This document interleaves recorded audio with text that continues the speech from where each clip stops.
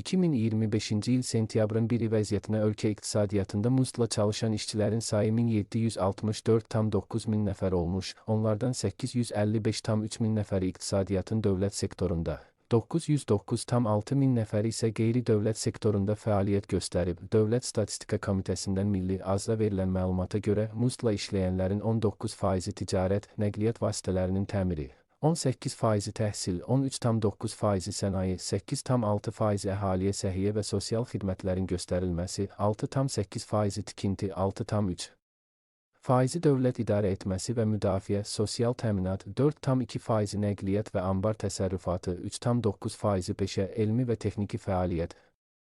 2,4%-i kənd təsərrüfatı, meşə təsərrüfatı və balıqçılıq, 2,3%-i maliyyə və sığorta fəaliyyəti, 14,6%-i isə iqtisadiyyatın digər sahələrində məşğul olublar.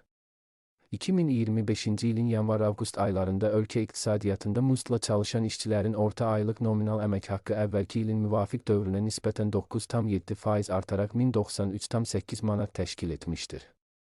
İqtisadiyyatın mədənçıxarma sənayesi, maliyyə və sığorta fəaliyyəti, informasiya və rabitə, peşə, elmi və texniki fəaliyyət, eləcə də nəqliyyat və anbar təsərrüfatı sahələrində orta aylıq nominal əmək haqqı daha yüksək olub.